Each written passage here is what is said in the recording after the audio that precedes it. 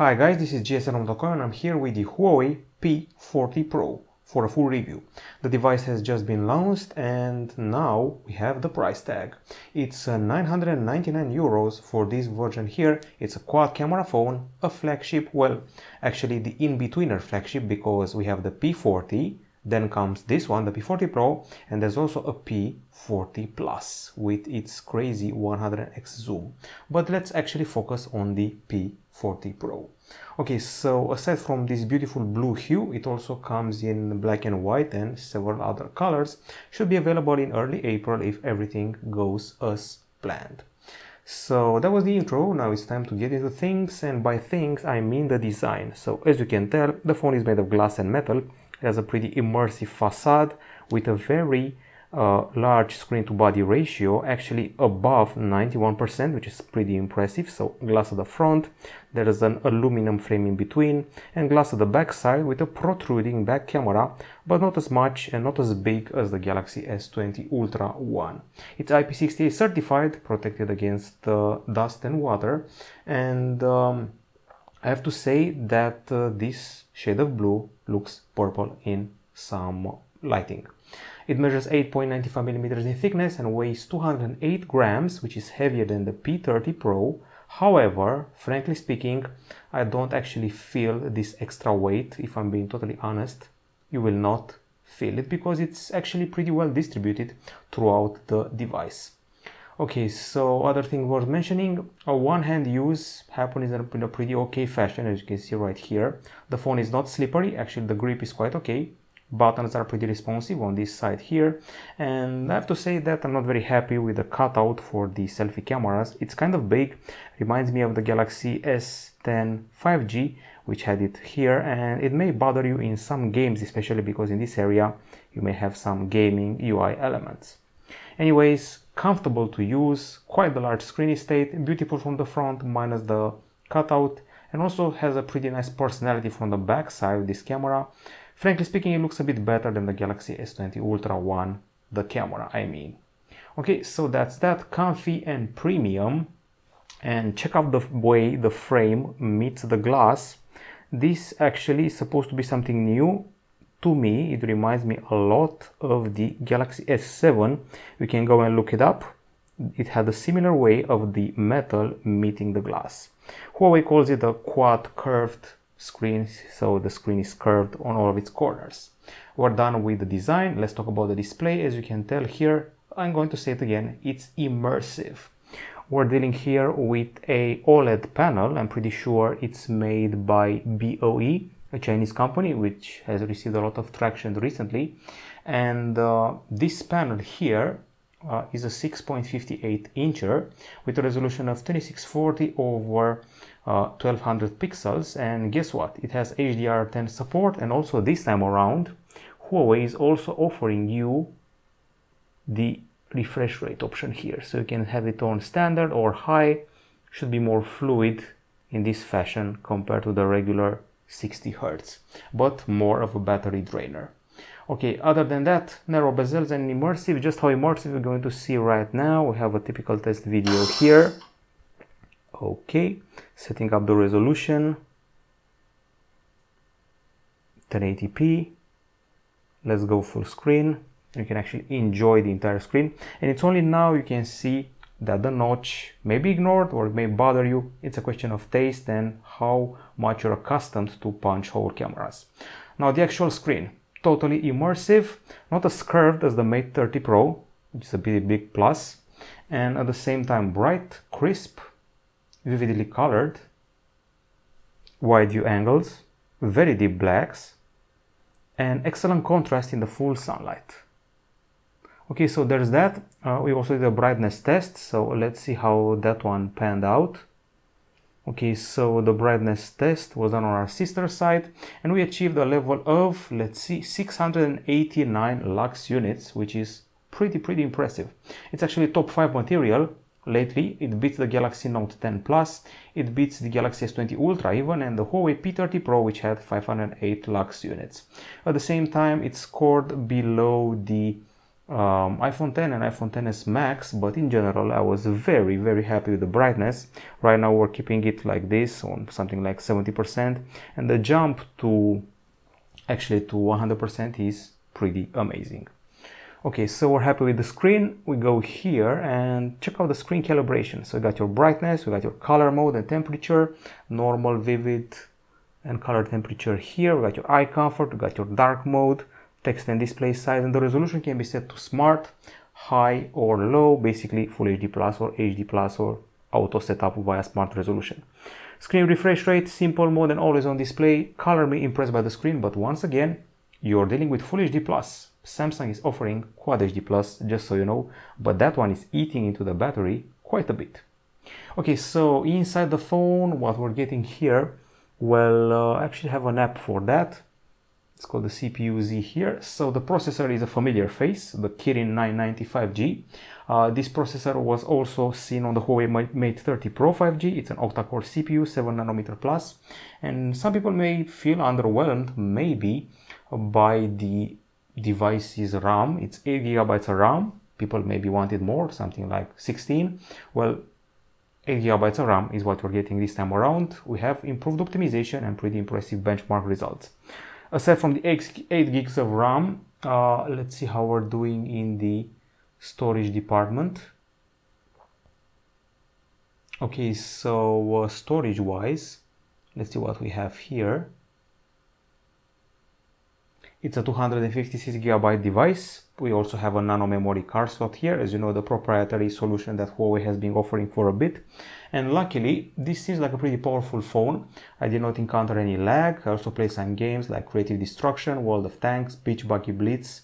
Things were kept on high or on ultra level, detail-wise. The phone didn't overheat, and it ran everything like a champ with zero problems, so it's also pretty nice when it comes to gaming. Okay, so we're done with the gaming, we're done with the temperature, no overheating whatsoever. Let's talk about the benchmarks for a little bit, because we also did those. Okay, so here we go. Okay, so let's start off with the world famous Antutu 8, we're placed here on the 8th spot. We're actually beating the Samsung Galaxy Fold and Galaxy Note 10 Plus, not bad. Also the Mate 30 Pro. We got beaten by the Galaxy S20 Ultra and the iPhone 11 Pro Max. We also did Antutu 7, also placed 8, beating pretty much the same phones, Galaxy Note 10 Plus and the works. Now let's check out Geekbench 5, and here we have the multi-core subtest. We're placed third, not bad. On third spot we beat the Mate 30 Pro, Galaxy S20 and S20 Ultra, but I would actually say that it's by a decent margin, 200 points, we're beating the S20 Ultra, still below the iPhone 11 series. When it comes to the gaming, things are actually pretty fine. We're on the 4th spot, only the hardcore hitters beat us. We got the Nubia Red Magic 3S gaming phone, Asus ROG Phone 2 gaming phone, Galaxy S20 Ultra overkill with specs. They're actually beating us by quite a bit. Otherwise, we beat everything, foldables, Mate XS, Galaxy Fold, Mate 30 Pro, Zenfone 6, all of them beaten. Pretty much top 5 material for this year, and if 1 or 2 more phones get launched, should be top 10 easily, even by the year end. Okay, so an interesting feature here, we did a special AI test, this AI benchmark here, and we're actually quite a bit above all the rivals. So there's something special about AI with this phone. As you can see, it beats rivals in the AI department by quite a margin. This is an AI test that helps it recognize objects, flowers, people, and it handled it like a champ. Okay, we're done with that, and when it comes to temperature, it never skipped above 36 degrees Celsius, which is admirable considering how much stress we put onto it with several tests. When it comes to the battery life, inside this handset, you should be able to find a 4200 mAh battery with 40 watt charge wired and 27 watt wireless charging. There's also reverse charging, reverse wireless charging. You place something here like a pair of headphones, like another phone, you juice it up. Okay, so as usual, we did a bunch of tests and let's see how those panned out. So once again, our sister site here, we have the tests, battery, and here we go. First of all, there was the video playback. with a pretty impressive 18 hours and 40 minutes. Keep in mind that we beat the Galaxy S20 Ultra and the Huawei P30 Pro before it, the 17 hours and 4 minutes that it achieved, also the Mate 30 Pro. We score below the Galaxy Note 10 Plus and the Xiaomi Mi Note 10, however. Okay, so we also have a test of the continuous usage, which should be here somewhere. Now, as you can see, it's 15 hours, which is rather impressive, beats the Galaxy S20 Ultra's 9 hours and 58 minutes, beats the Huawei P30 Pro and it's 11 hours, and the Asus ROG Phone 2, Galaxy Note 10 Plus, it beats quite a few phones. It stays below the Zenfone 6 and the Xiaomi Mi 90, for example, so it's not perfect, but it's pretty close. When it comes to charging, results are satisfying, particularly in the lower charging periods. 5 minutes means 14% charge, 15 minutes 43% charge, which for me is a bit of a record. 30 minutes is 75%, so with 30 minutes you get 75% battery, and the full charge happens in 1 hour and 3 minutes. Okay, just so you know, the predecessor juiced up fully in 57 minutes. Now, if you want the special extra options to get a bit more juice from your battery, you got these options. You got your performance mode, you got your power saving mode, you got your ultra power saving and one touch optimization. Now a bit of a bummer. We're in the acoustics department and you can probably tell there's no trace of an earpiece here. The earpiece is in the screen. The display will vibrate and transmit the sound through your cranium, so nobody can hear your calls. The music speaker is singular. It's here at the bottom. You will not cover it when you're listening to music. That's the good news. We have the usual high stun system from Huawei, which helps you tweak some of the options like 3D sound and all that. And the music app now also lets you stream stuff, provided you opt for the whole premium thing. Okay, so we also have our own tunes here.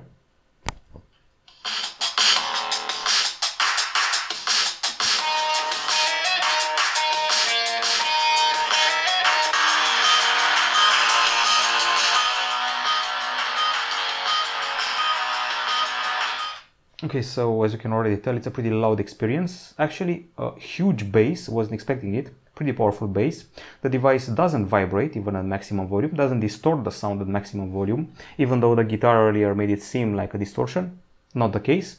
Good high notes, warm sound, pretty nifty dialogue in the movies, and a very potent sound in video games. It can easily cover a movie conversation on a TV set in a room, even if it's very loud. That's what happened to me.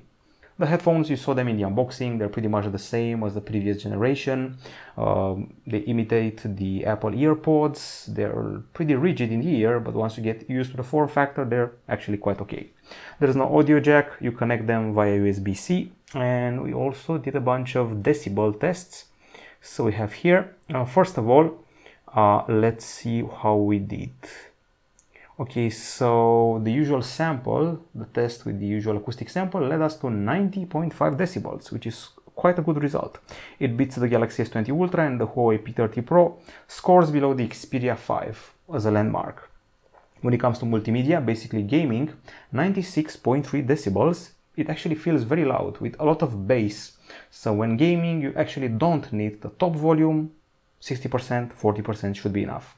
And with this value here, we beat the Galaxy S20 Ultra and Galaxy S10 Plus. We stayed below the predecessor though, P30 Pro, Mate 30 Pro and S20. That's about it in the acoustics department. Hope I didn't forget anything, and now it's time to discuss the cameras. At the front side, you can tell we have two sensors here. One is a 32 megapixel shooter and the other one is the one that aids you with the bokeh and aids you with the face unlock. Some people are calling it infrared, some people are calling it time of flight. What's sure is that we have two sensors, and this front camera has autofocus, which is something good to have on a modern flagship selfie camera. Now we go to the back and see the goods. Okay, so we still have Leica technology here as it's written here, so let's see what we're dealing with.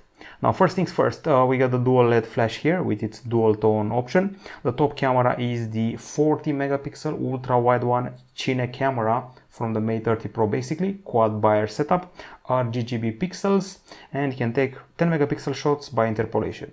We have a brand new main camera, the middle one, 50 megapixel with a new sensor, which is quite generous, quad Bayer setup, red, yellow, yellow, blue, f1.9 aperture, optical image stabilization, 8-point focus, and takes 12.5 megapixel shots. Interpolation again.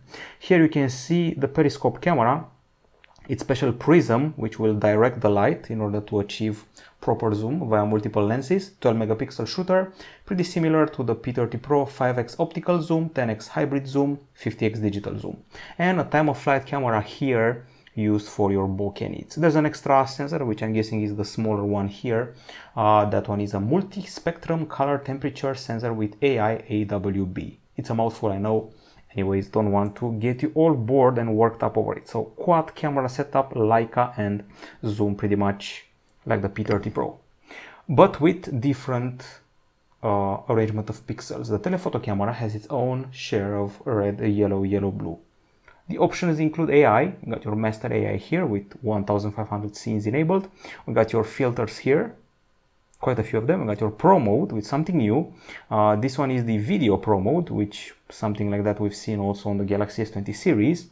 And the more section with monochrome. We got your high resolution, which is 50 megapixel shots, light painting, slow motion, which can go up to let's see, 256x. Basically this is 7000 frames per second like the Mate 30 Pro. Portrait with its famous effects that you can apply. Night mode, still stunning, aperture, and that's that. You can also take 4K videos with the front camera as well as the back camera, but the front one has 30 frames and the back one 60 frames per second. Okay, so it's time to go to the gallery and see the photos we've taken with this device. We have quite a few of them, daytime and nighttime, so I'm going to start with the daytime ones. Actually, indoors ones, if you have a cat, why not use it for a photo opportunity. Excellent texture of the fur here, and we started zooming in with pretty impressive results, but if you go past 10x, well, there's a bit of a noise indoors. Okay, so we're outside now. I'm very happy with the color calibration and with the brightness. A very wide dynamic range, perhaps the widest dynamic range I've seen on a Huawei phone. And we already found its first caveat. When you're taking close-ups, it's very hard to focus on a very close subject. So Huawei didn't consider the macro topic on the flagship. They only left it for the mid-range phones. Okay, now the ultra-wide captures were satisfying.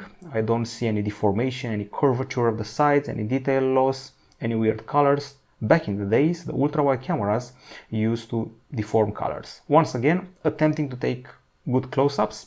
It takes a few attempts, and once again, it focuses pretty hard. It's, well, close-up. Okay, so a lot of details. That's what you can clearly see here when you're taking shots with the main camera. And in case you don't have enough details, there's always the 50 megapixel shot to get even more. Excellent colors, no matter the objects you're photographing, and also the sky finally looks decent. Okay, even more colorful objects. And I think it's time we also tackle the zoom. So several levels of zoom here, which look pretty impressive, but I'm actually going to leave the zoom for last because I have a special way of testing it. Time to talk about the selfies. So selfies were pretty satisfying. I still say that Huawei is the best at the bokeh cutout of the face from the background. These are regular shots, not the bokeh ones. One of the best textures of the skin I've seen, and one of the best colors. Some of the photos may be too white, other too yellow. This one actually gets the skin color right. And every thread of hair is well rendered digitally. Okay, so it's time for the bokeh now. Everything is perfectly separated from the background. Not one hair has been blurred out of place. So we also played with the options and effects. We tried out all of them, the swirls, the hearts, the circles, this photo boot effect, and this cutout. Even though Apple kind of invented it, Huawei perfected it and delivers better results. Apple kind of cuts my ear tops every once in a while. So I feel this is actually better, the Huawei one. And we also did that with the back camera, not only the front camera. Bokeh is very solid with all the camera setups you can see here. Okay, we go further. Even more colorful subjects. This is one of those cases when I'm not sure which shot is the main camera shot, not sure which one is the ultra wide. This is the ultra wide, by the way. You cannot tell there's any color deformation. Well, to be honest, this is more vivid and this is cooler. That's something I noticed on the ultra wide, but you have to know it to see it. Several cool effects like black and white, and all of those filters, the Leica filters, more attempts at close-ups. But when you do get them, they're pretty nice. Lovely flowers is the spring after all. And you're actually tempted to use the zoom instead of going up close. I actually caught a bee messing with the pollen, and I actually used the zoom for it instead of going close because I was afraid of the sting. Even though I don't see a needle here anyways. So that's it. Pretty impressive colors, calibration, details, everything you want. Perhaps the dynamic range and the lack of flaws of the ultra-wide camera were the best thing about it. Of course, spring flowers. Too bad this phone doesn't handle close-ups that well. More filters to play with, more flowers to play with.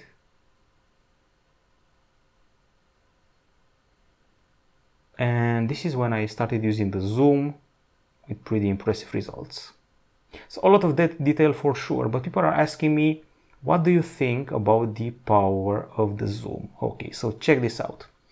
This is the other bank of a lake. Okay, you're not seeing anybody here. There are two lovers probably quarreling on this bench. You can see them blurry. I played the paparazzi game and started zooming in. And again and again and again, there's a girl walking towards them. And right now we're at about 30x zoom, going to 40 and then 50x zoom. They are still pretty clear. That's what Huawei improved. They stabilized the zoom. That's the core algorithm from the P30 Pro. So once again, this is the other shore. I'm not seeing them. If I zoom in, they're basically a blip. And when I zoom in, I can see their facial expressions, what they're saying. This is basically your paparazzi phone. I don't know if they're arguing, but it sure looks like it. Okay, so that's about it on the daytime. This phone feels like a combo between the Huawei Mate 30 Pro and P30 Pro with some improved sensors. That's the conclusion. This was the daytime, and now during the nighttime, well, things got serious during the nighttime. The pandemic with the COVID-19 had people in lockdown, so we had to keep it short and close to home. So we got some supermarket shots. Luckily, you can see the related info and you can learn if these are night pics or not. Okay, so this third picture is actually the night one. Regular shot, pretty nicely taken, pretty detailed, and also all the lights are okay when it comes to the size. And this is the night shot, which, as you can see from the water here, it looks a bit more cartoonish, like I said, on the Huawei Mate 30 Pro, even though it's better lit up. A few selfies, not the best in the world, but I was also in a bit of a hurry, so there's that. If you light up the screen and use it as your own flash, you'll be pretty happy with the results. Probably the most impressive aspect is that the zoom is still impressive even during the night time, but what's not is the ultra-wide camera. So regular shot, lovely colors and clarity and details. Ultra-wide shot, bit darker and messes up the lights, blows them up a bit, and a bit more noise on the sides. And we started zooming in. Possibly the best zoom I've seen during the nighttime. So this is actually the facade of the store. You're not seeing the ad for the Huawei Nova, but now you're seeing it with something like 15x zoom. Several more shots. I think it's time to go to the playground. And several more selfies. I was actually moving here and forgot to mention something. It was raining cats and dogs, so that's something to remember. Okay, once again, regular shot, nighttime shot, lighting up everything, especially this part here. Here it's a bit darker, and here it's almost like daytime. And here I play with the exposure, with the shutter. I left the shutter open for about 12 seconds, and it got actually too bright. Okay, so this is a playground, and these are probably the best colors I've seen during the nighttime. The most vivid, the best lit up colors compared to the daytime and compared to all the other phones. Now, the Huawei P30 Pro was a king in low light capture, the Mate 30 Pro was a king in low light capture, and guess what? The P40 Pro also did it this time. Now, you're probably asking me, is it better than the Galaxy S20 Ultra? So is it better than the Galaxy S20 Ultra or not? It's a tight competition, and already the S20 Ultra felt a bit below the Mate 30 Pro. So of course this one may actually feel like it's well above it. Okay, so the flash also checks out and you can totally light up a scene. This was in total darkness on a stairwell in my building, so it's lit up like on a sunny day, a bit moved, so after you go past 5 seconds of shutter, things will get moved. So nighttime king and combo of Mate 30 Pro and P30 Pro. Let's talk about the videos now. Okay, so it's time to watch the videos we recorded with this handset, and we have quite a few. Now, mind you, the Huawei P20 Pro wasn't much of a video capture device, and also the P30 Pro was good, but well, I've seen better.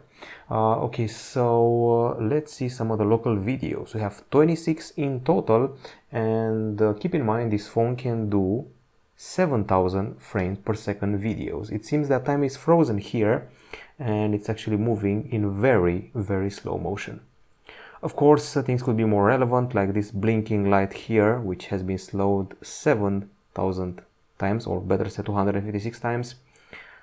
That 1, 2, 3.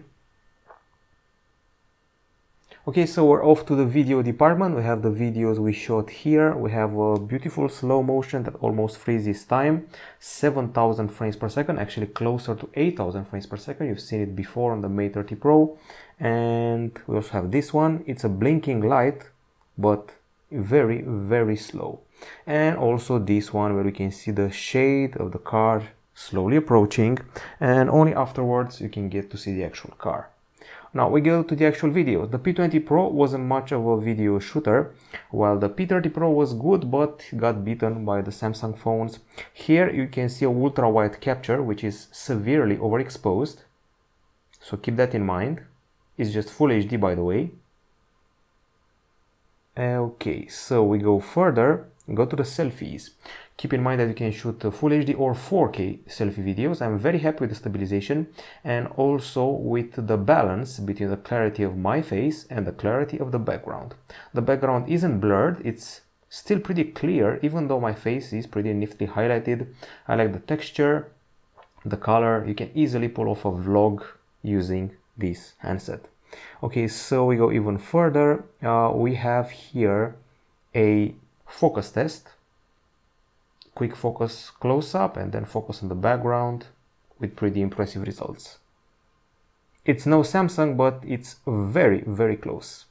Okay, now we start shooting in 4K and with main camera and also with the ultra wide one. So we have excellent colors. That's one thing you can notice here.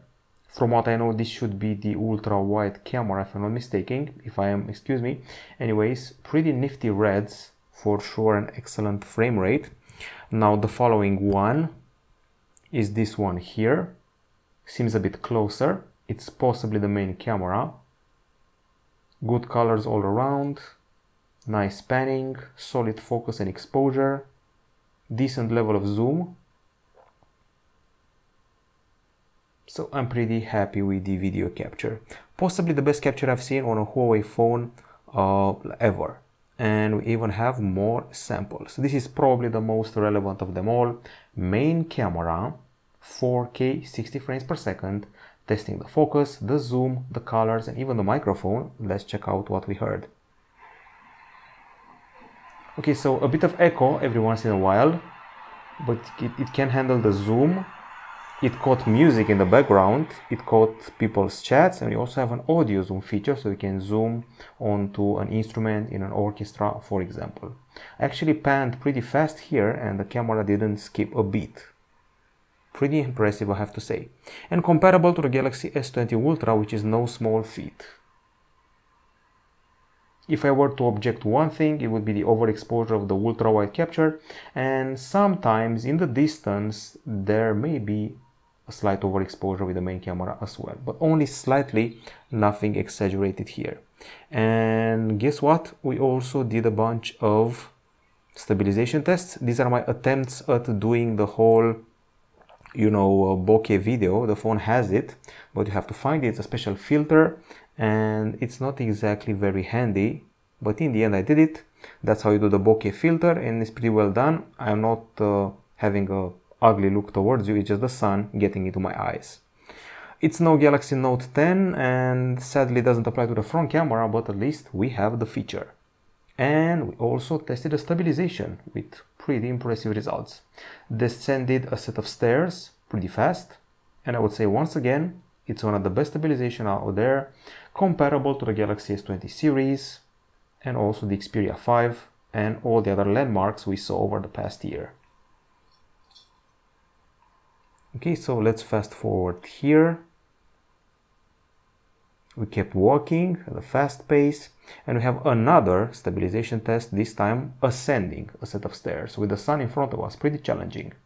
So color me impressed overall, and now we go further. This was the daytime capture. I would say easily comparable to the Galaxy S20, maybe even the Galaxy S20 Ultra, but lacking the 8K capture.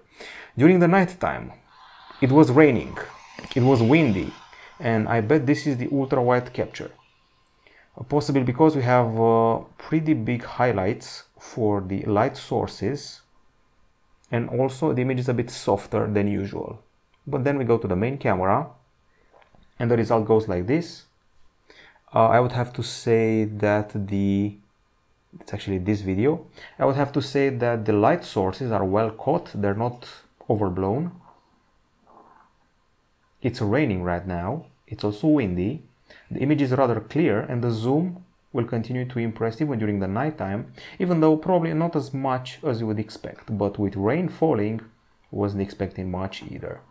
I like the brightness. You just notice the change in brightness, the pretty discreet manner, so that's got to count for something. Okay, and we also have this one here, busy intersection. I remember filming in the exact same spot with the Google Pixel 3 XL, and this is definitely better, even though the lights are a bit blown up for my taste, and there are some reflections here and there. But check out the texture of the car's metal, that's one of the strong points here. And this logo here should appear better, not just a white source of light. Of course, we also have some walking around to do. This is the stabilization test at night.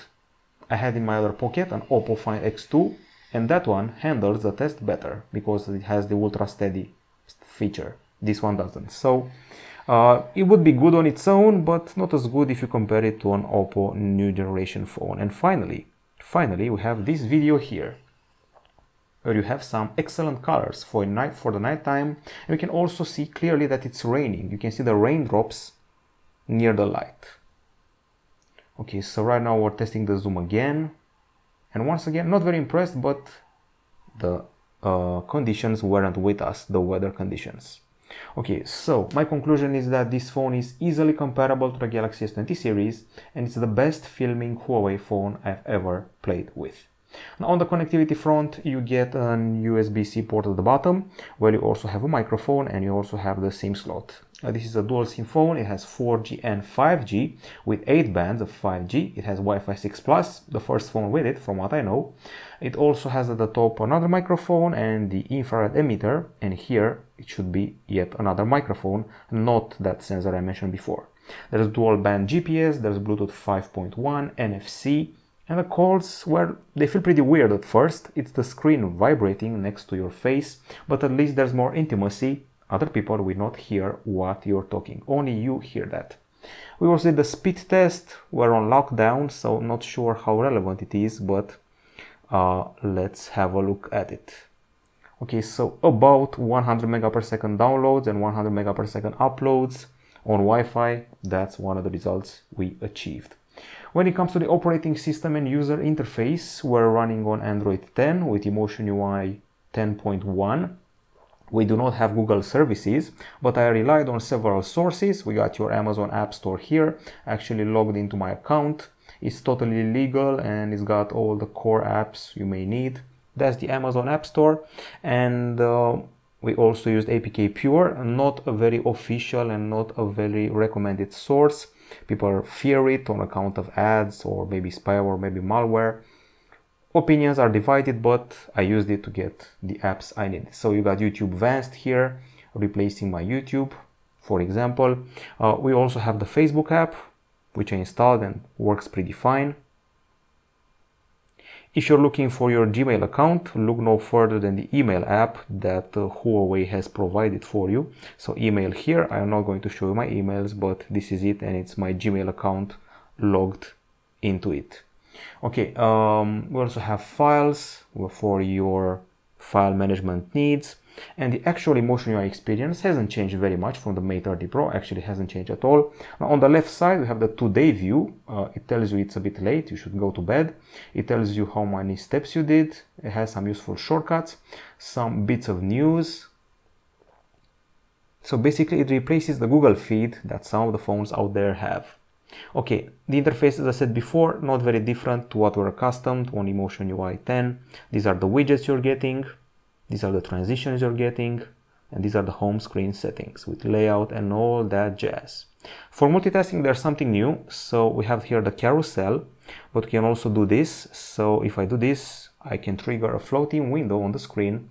And of course, there's also split screen multitasking, or you can trigger a bar and see the apps where you can do the split screen. So if I'm in this app here, if I can tap it, I should be able to trigger a split screen option. Still learning how this works. Huawei Home does not support split screen. So actually you should be in an app when you're triggering the split screen. If you're in the home, it doesn't work, weirdly enough. I think they should actually go ahead and fix it. Now, this is the actual split screen I wanted to pull off before. Okay, so we're done here. We're done with the split screen. You saw the bar I mentioned before. And let's see what else we have here. Swiping down will reveal the quick settings and notifications. These are the quick settings, quite useful. We got your Huawei share, we got your auto rotate, you got your screenshot icon for do not disturb, native screen recorder, NFC. There's a dark mode, of course, and navigation dock and all that.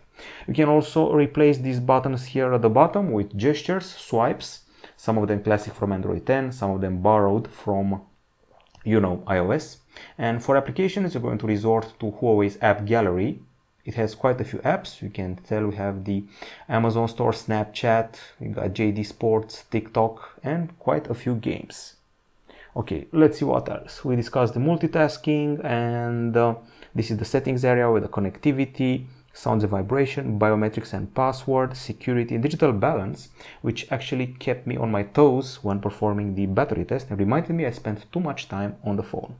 So okay, so security, we have our fingerprint scanner in the screen, works like a champ, very fast and accurate. And let me show you now, we also have face recognition, and it's actually even better than you would expect. So unlock the device, direct unlock, and here we go. Not pressing anything, just looking at my face, voila.